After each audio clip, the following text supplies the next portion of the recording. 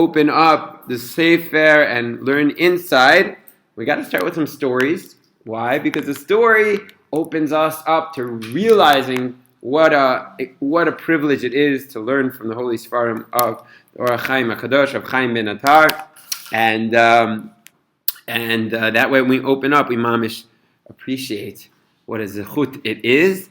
So the Chaim ben Attar is known as Or Hachayim HaKadosh. He's one of the only 4 tzaddikim that have that toar kadosh. Like the people, everyone, all of Am Yisrael knows him as the Holy One. Right? Remember, what are the others? The Arizah, the Riyah Kadosh, the Shla, and the Alshech. Okay? The Alshech HaKadosh. So these are holy men. Some say it has to do with the Tikkun HaBrit, watching over every single thing that goes into any of your senses, what they eat and what they think. And he was a very, very holy man. And he was most of his life in Morocco. Okay? Many stories about the miracles that happened with him in his life in Morocco. At the end of his life, he moved through Italy, got some followers there who helped fund his books, went to Damascus for a little bit, and then he felt he had an awakening to go to Eretz Yisrael, like Mamash Hashem revealed it to him. And so he took 30 students, and he went to Akko at first, and there's all these stories. He went to Meron, he went to many holy places, had many holy experiences, ultimately came to right here in Yerushalayim, opened the Knesset Yisrael base medrash, and he was only here for actually a relatively short time. Similar to the Arizal, who was also born here, he only was in Eretz Yisrael for less than a year. He died at age 47. Wow, close. 47, a very young age, but he was said to have slept very little and accomplished, more in his few years of life than people, like 10 times more than a normal human being. Who knows, 100 times more. And he was one of the people who brought us back to Eretz Yisrael, who loved Eretz Yisrael with all his heart, and we'll talk more about that. Let's talk some stories. So let's work backwards. The end of his life. So first of all, after he passed away, his student the Chida's main Rebbe was Or Hachayim HaKadosh. Said that the Or Hachayim was Mashiach of the generation.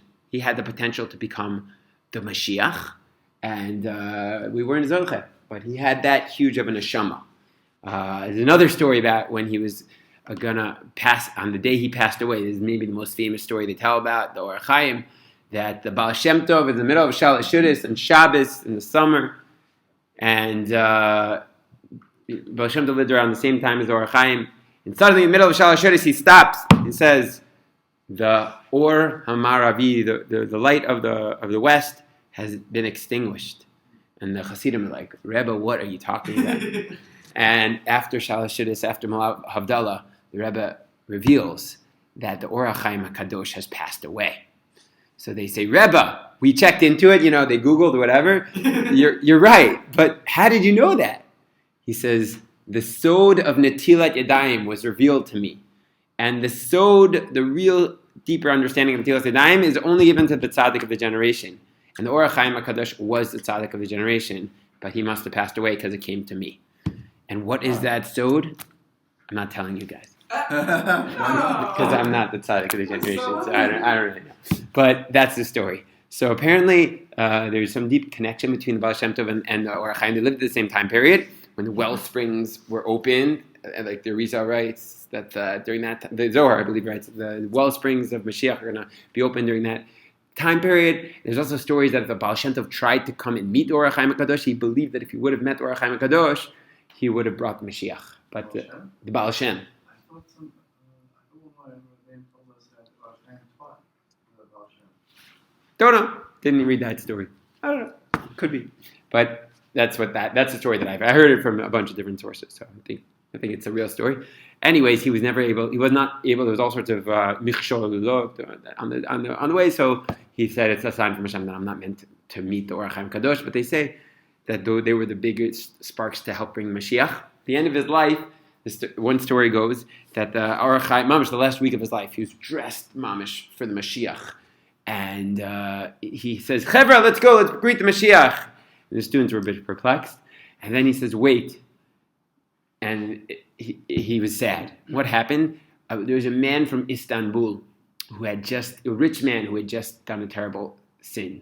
And the whole world was 50-50 on whether the Mashiach would come or not. And that man had ruined the chances for Mashiach to come. That's a story that's told. What? It's a pretty crazy story. It's a pretty crazy story.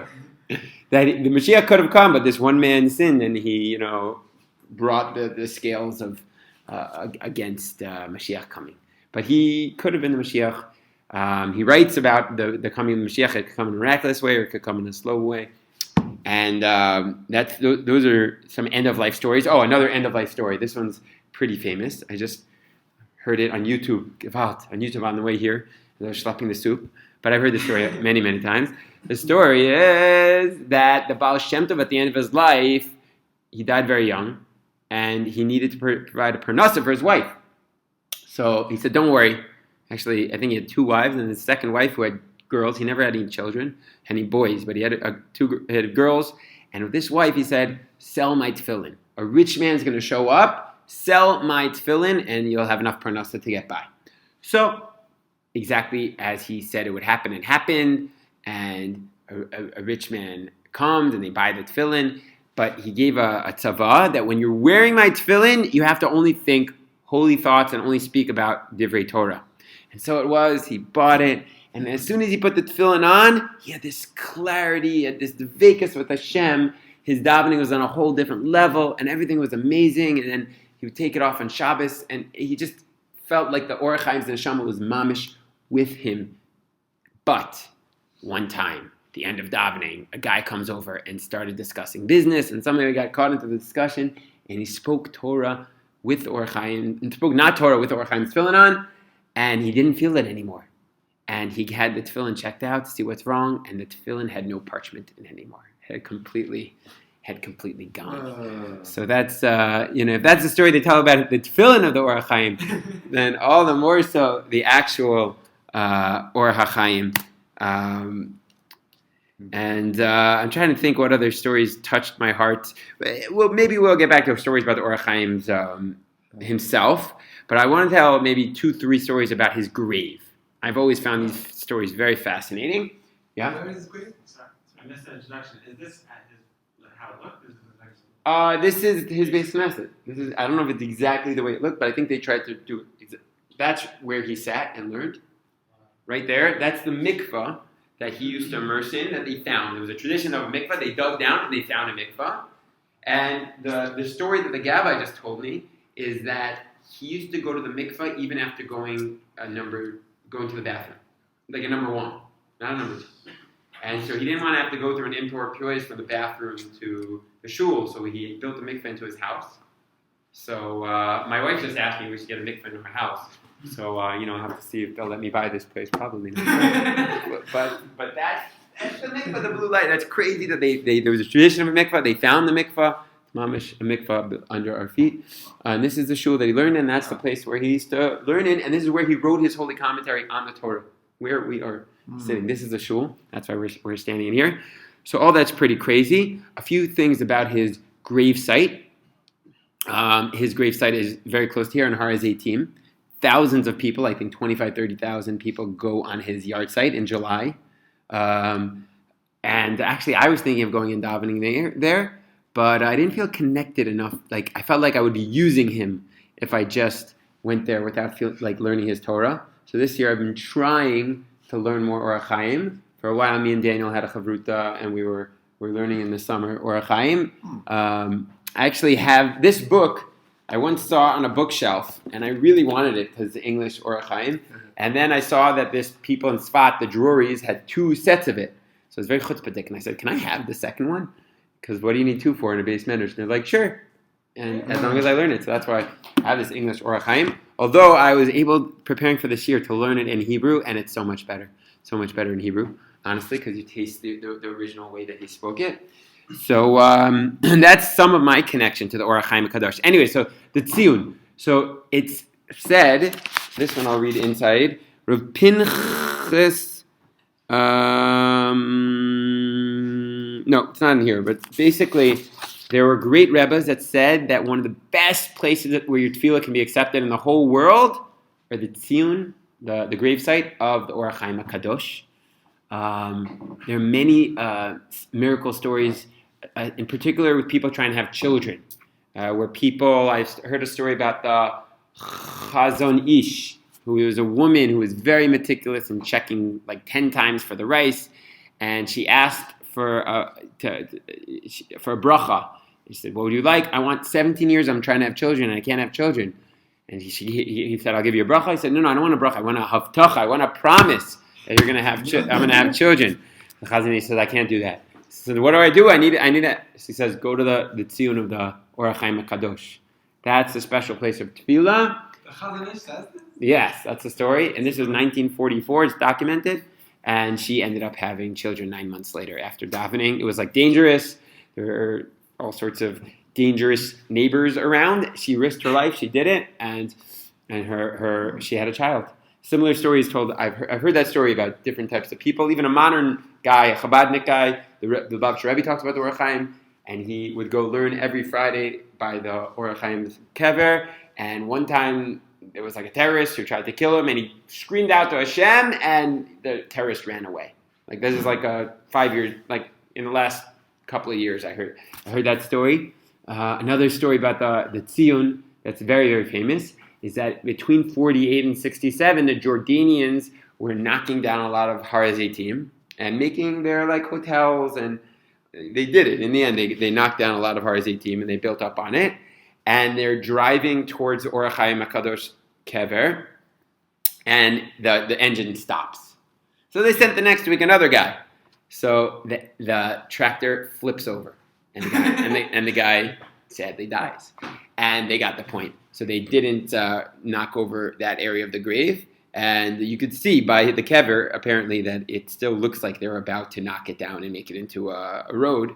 But even in his death, tzaddikim, especially those connected to Sod, they're very, very present in their kever. And maybe this is my favorite tziyun, and then we'll stop with story time and look inside. In 1940, right at the end of World War II, we know that the Nazis, Yamach Shemam, were trying to attack Eretz Yisrael. That was their plan, to go to Israel and wipe out all the Zionists. And Rommel had the whole plan. And, we even know about the plans of the Brits to protect Haifa. And the tzaddikim said, we have to daven. And where did they send everyone to daven? By the tziyun of the Or HaChaim. And they're all davening by the Or HaChaim. And the Zvil Rebbe and a different Hasidic Rebbe said they see the Yud Kei Vav Kei name of Hashem come out of the Or HaChaim's kever. And they started smiling. And they knew that the Gezerah had passed. And Hashem had saved them. And there's also many stories with the Baba Sali connected to that. But in this chus, so it's a big thing. It's a big thing to learn and to daven by the tziyun and to learn his Torah. Specifically, this are already in the. If you want to look inside, the first source, the Rav Chaim ben Atar writes, "Va'az toshia melokei hashamayim barov eser asher v'shnot chayim." If you learn my book, you'll be saved from Hashem with riches and years of life. Brachot yachulu al roshecha, and blessings will fall upon your head. Okay, so he himself promises that if you learn my Torah, blessings will fall upon our heads. Rav Pinchas Mikoritz, who is a Hasidic Rebbe, writes, Halimud bo misugal l'neshama yan sh'Rabbi Chaim ben Atar haya nishmat mishi b'dora k'mo nishmat Rashbi b'dora. Because the Rashbi was like the Mashiach of the generation, the Rashbi of his door. So when you learn his Torah, you're connecting to his neshama, you're connecting to the neshama of his whole generation. And another tzaddik, first I wrote B'Shem Echad Matzadikim, but then later I actually found out it's the Gura Rebbe, Rav Leib Simcha, one of the Rebbes in Ragub, writes, Skula Beduka Lazera Shal Kaima. It's a checked segula to have children. Lumod v'la'agot b'kfius b'sefer Or HaChaim b'chol erev shnat.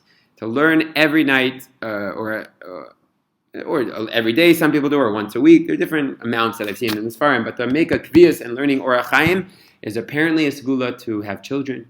And I heard it explained that he wasn't zocha to have any male children, so he took his kochos and his energy in and put it into the words of Torah. So that's one of the reasons, similar to the Rebbe who everyone gets married by him. Rabbi Yonah who never got married, so it's like a similar type of story. So apparently, and I've heard many stories like this, people who are kovea to have a learning of the Rebbe, of the Or Hachayim HaKadosh, have been matzliach to have children. So Bezrat Hashem, whatever Yeshuas we're all looking for and yearning for, may this limud, may Hashem open up the gates and the sluts of the Heilige Rebbe, and let's begin. We have 25 minutes. They said between 6 and 7. That's your only slot to teach here. So I said, Yalla, let's do it. So thank you guys. Okay. So here's my plan. I want to do 10 minutes or so, maybe 12 on the Parsha, and then we'll do 10 minutes of my favorite hits of the Or Hachayim HaKadosh. Sounds good? Sounds great. Awesome. Okay. Yes. Always, everyone can ask any question. What was the Or Hachayim style specific to him about Totally. when people read his stuff? Right. Awesome. So the Or Hachayim is printed in the Mikras Gedolos. And one of the reasons why it's so important that they felt like they needed to put it in there is because he's mamish pardes, pshat, remez, drush, vesod, and you really see that when you learn his commentary. He tastes everything. He tells you beautiful pshats, beautiful questions, beautiful hints, beautiful ideas of Gemaras. He knows all the Gemaras. He's always referencing Gemaras, and a lot of Kabbalistic ideas. That's why, in particular, the Hasidic and Kabbalistic masters are very connected to him, but also everyone can be connected to him. Right, that's amazing. Yeah, so it's a joke to try to see that in 12 minutes, but we'll try to get a taster, and Bezrat Hashem. When you guys learn, you'll see it yourself. First of all, I just have to clarify, Or Hachayim. Why did Rav Chaim ben Attar choose that specific name? So he writes, in his introduction, Karati Shem HaChibor Zeh Or Hachayim, Ki HaTorah Nikret Or. D'chtiv Kiner Mitzvah Torah Or. Torah is Or. Okay, so that's the Or part. Ubore Olam Nikre Chaim. D'chtiv Umelech Chaim. Hashem is called life, so it's Or HaChaim, the Torah of Hashem. Okay? Because Hashem's, and he goes on to also say, Vatem Advegim B'Hashem Lakechem Chaim Kulchem Hayom. You are attached to Hashem, our life, are alive. So that's why I called it Or Hachayim, the Torah of connecting to HaKadosh Baruch Hu. That is Rat Hashem. So let's begin with our Parsha. Live with the times, as the Lubavitch Rebbe would say. And our Parsha begins, Vayomer Hashem el Moshe. And Yud-Kei says to Moshe, but he wants a few more source sheets, but no, it doesn't matter. I am hard in the heart of Moshe, in order to place my judgments within your midst. So the question of the Or Hachayim is, when God is punishing the Egyptians, what name would we expect to Mofia here? Elokim, judgment. Or what name actually comes out? Yud-Kei Vav-Kei, which is that usually associated with? Usually Rachamim. So, the great Kasha. Let's see what the Or Hachayim says. Amar Lashon Amira Racha. Why does he use such a soft language of Amira? Gam Hizkir Shem Harachamim Lo Litzad HaMishtaleach Ela Litzad HaShaliach. He's not talking that he's speaking mercifully to the one he's sending the message to, i.e. Pharaoh, rather to Moshe. He's speaking softly to Moshe. Shehuzkar b'samech el Moshe ki hem dvarim sheismach mehem tzadik ki chazanakam lazeh amarli amira. Okay? He's soothing the soft heart of Moshe Rabbeinu because he's going to show them that we're going to punish these evil Egyptians who have been, acting so terribly to the Jewish people. So the Rachamim is towards Moshe, and that makes a lot of sense. Okay? Nothing crazy, just a sweet shot. Just solid, right? Yeah, solid. Good solid shot. Od, לצד שלא היה השם שולח המכה תכף מיד, עד שהיה שולח להדרות בו קודם למר שבוע אחד. Plus, he quotes the Midrash, which says that first he would give them a warning, and only then, after 7 days, would he then punish them. One of Lamar Gimel, some would say they would give them 3 weeks between each plague. But either way, he didn't just smack. He gave them time to do tshuva, to process, and if they didn't end up doing tshuva, so that's their fault. So even for the Egyptians, there's a little bit of Yud Kevav gives a little bit of Rachamim. That's his second answer. As we see, quoting Chazal, taking into account Chazal's interpretations. That's why he does Rachamim. One more. Al derech sheparash l'mal Parshat Da'ira ki afilu midas arachamim yiskima b'simcha lasod din ulinakem me'oyim zeh. Oh, wow. Even Rachamim was fine with punishing the Egyptians. Okay? Even Rachamim was like, no, these guys, it's fine. They gotta go. So that's an interesting shot. Very creative. So you get the style of the Or Hachayim Hakadosh from that pasuk. By the way, I have to mention this. This is part of the close to my heart Or Hachayim's, and Ellie's going to understand why this is close to my heart, because you'll see. The Or Hachayim Kadosh writes, I'm reading in English. This is on Bereshis 1:1, with Mamish's first thing he says. You should know that we have permission to explain the implication of the verses after careful study, even though our conclusions differ from the explanation of the sages. Okay? How can he say such a crazy thing? That's because there are 70 facets to the Torah. It's quoted by Midbar Rabbah. There is no prohibition against differing from the words of our sages, except if it changes halacha. Similarly, we find that even though the Amoraim did not have the right to disagree with Tanaim in halachic matters, we find that they offered alternative explanation to verses. So the to be found the Hebrew version of the Or Hachayim as well. Hebrew too. They didn't just make it up. And cool. Right at the beginning, he's trying to explain, how can I possibly say things? And every once in a while, 95% of the time he's supporting Chazal, but once in a while he'll offer a new pshat that no one's ever heard before, and that even goes against one of the deos in Chazal. So how can he do such a thing? So the Or Hachayim says, listen, we have permission from the Gemara itself. They could argue, so also I could argue. And in fact, he says this many times throughout his commentary. It's not just like a one-timer. I'll give you a few more times. In Bereshis 46a, don't be bothered by the fact that our explanation is the opposite of what our sages state. We have already asserted that concerning the understanding of the non-halachic verses of the Torah, permission is given to the diligent student to innovate. Yeah, I'll do it again. Even though I am explaining it in Dvarim 32, this differently than the sages. There's 70 facets to the Torah. By the way, the Ramban says the same thing. Ramban, who, if we have time, we'll stop by his shul at the end of our tour, right? Rashi we learned from this verse that the ark was submerged in the water to a deep depth of 11 amos. This is also stated in Bereshis Rabbah. However, since Rashi in various places minutely analyzes Midrashim and toils to explain the plain meaning of verses, he grants us the right to do so also. That's because there are 70 facets to the Torah. And also many Midrashim contain disagreements between the sages. Therefore, I claim that this calculation is incompatible with the language of the verse.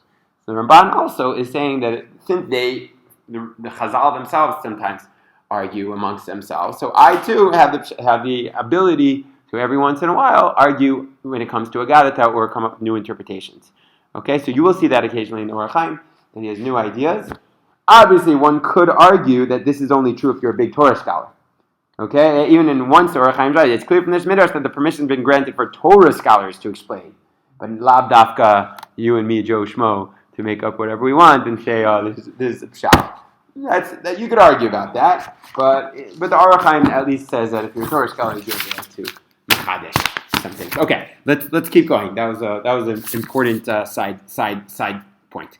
Okay, let's move on. The pasuk says, "Umal'u vaytecha v'chol avadecha," and in Yud Vav, that your house and all your servants, uvadei kol mitzrayim asher lo vatecha, miyom hayotam al adama ad hayom hazeh vayifen vayitzem ein paro. Basically, in Rishon, Moshe and Aaron get really mad at Pharaoh, and they say in anger there's going to be all these terrible. I think he's talking about Barad or Arbe. He's talking about Arbe and the locust, and he turns from away from Pharaoh. Okay, So the Or Hachayim comments on this. We're in source Zion now, which is on the next page. Hatzadik v'chazar l'sirchono l'zeh panav v'yetzeh k'derech ha'na'ug im shar b'nei adam. Moshe, we find this lashon of turning away, and we don't find this in any of the other plagues, because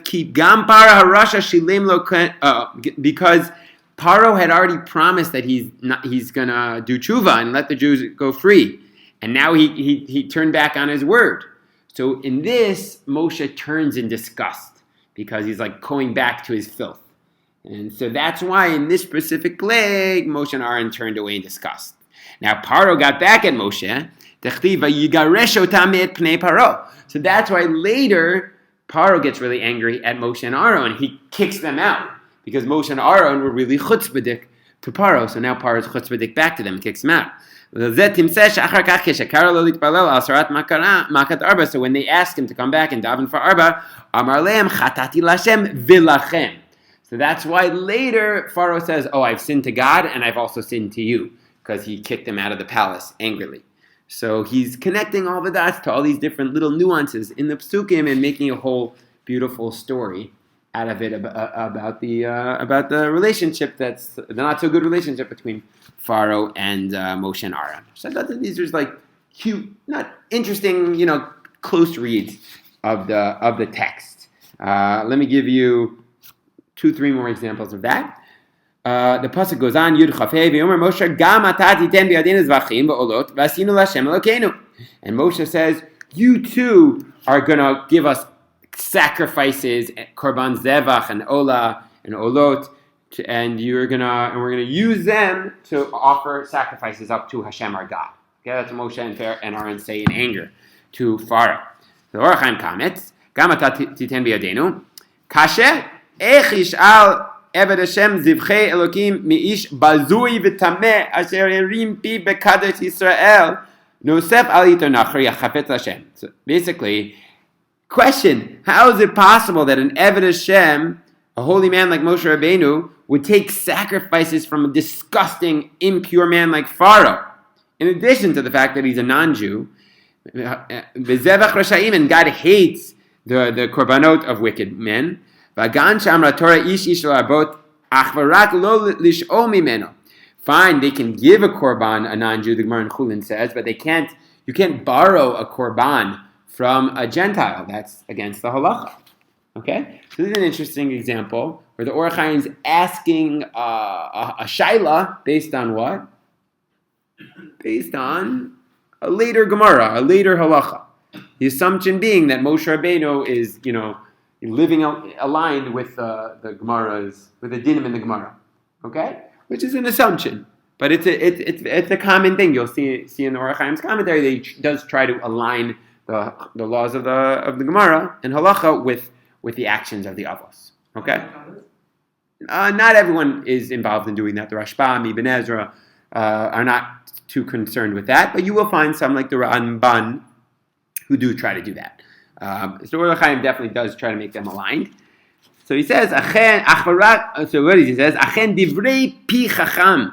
He was very wise. Dikdek bilshano v'amar v'asinu. And he says, and we will do.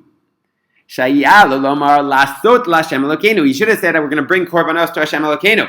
Ela nitkavnu lomar shehu yiten biyadam mikneh haru'oi l'zvachim. Par is going to give you animals that are good for zvachim. And we're going to do what we're going to eat it. We're going to, eat your animals and your goats. So, and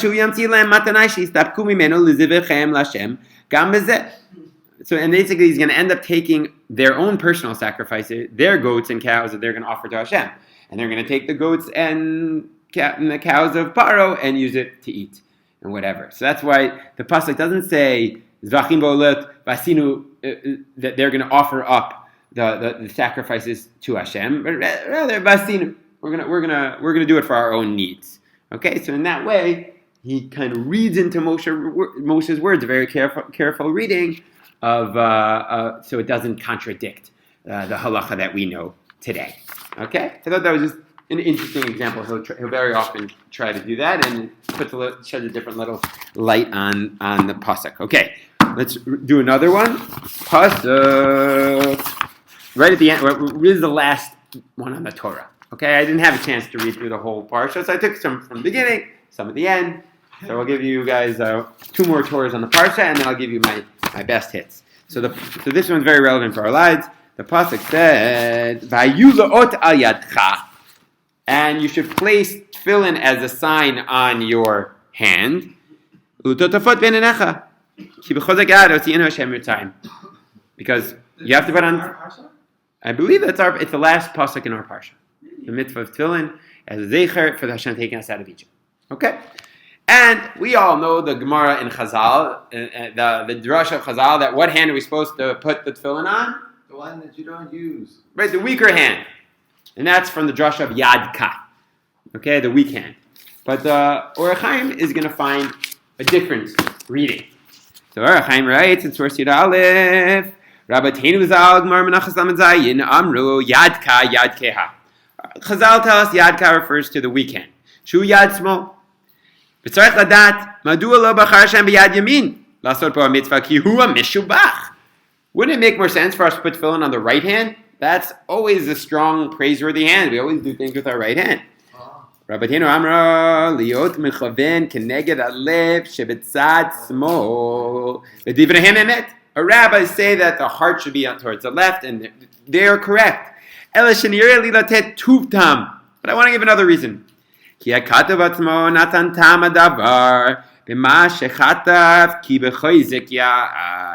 Torah itself says that God took us out with a strong hand. Okay?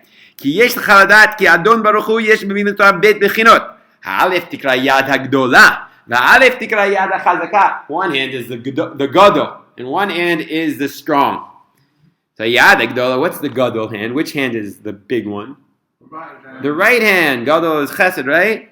Hu tzad chesed ratov. Yad hachazaka hi hagvura hamishalemet laso ra'akdet karato, and the strong hand is the left hand. So when Hashem took us out of Egypt, He must have used His strong left hand, and He smote them with 10 smitings. And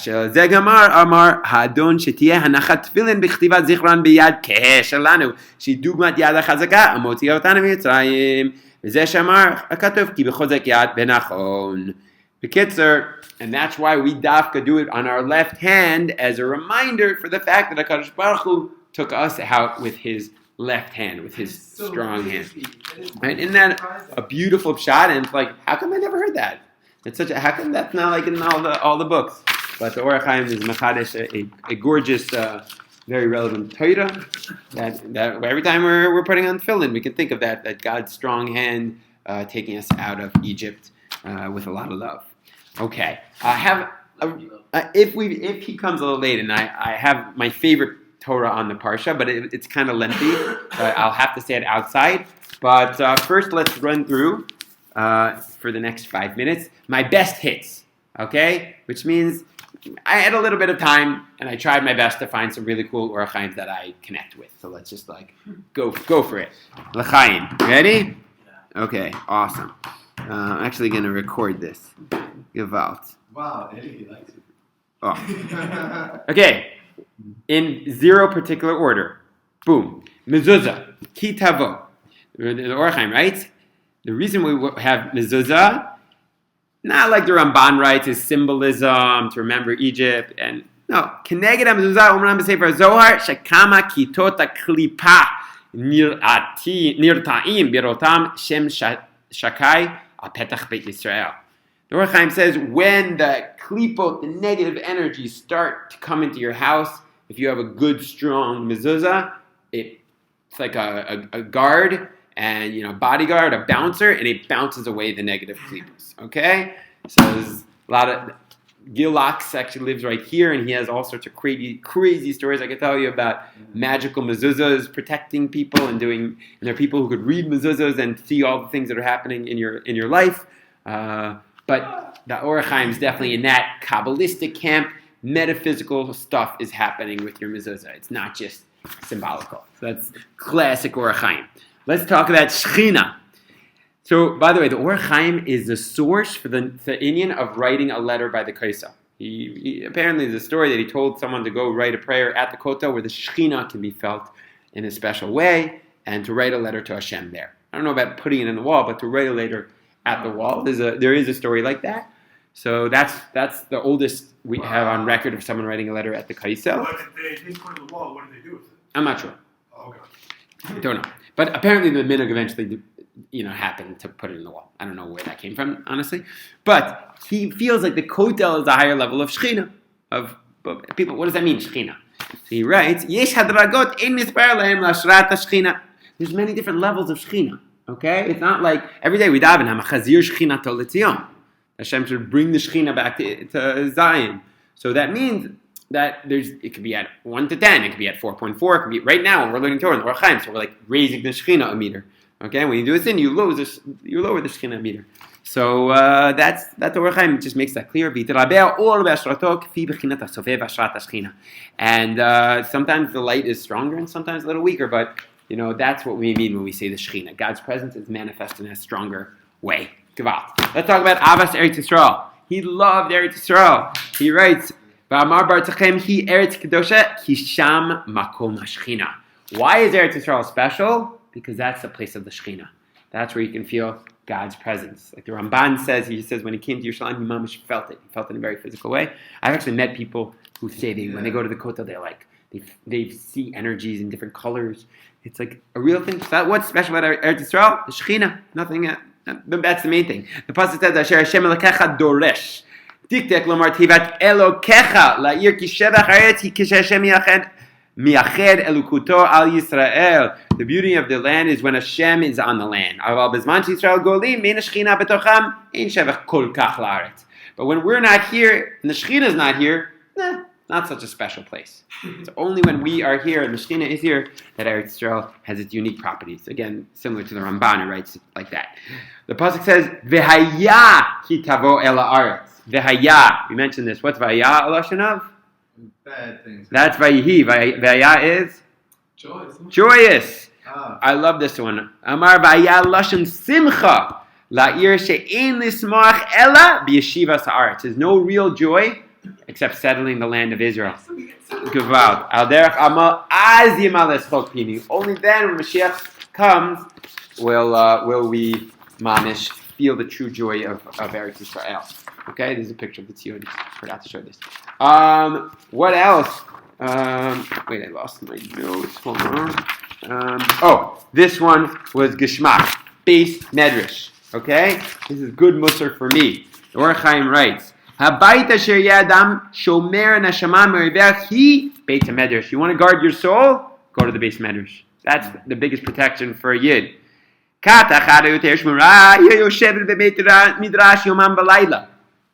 Some people, Shul Michal, you're welcome to join us. They sit in the base medrash day and night.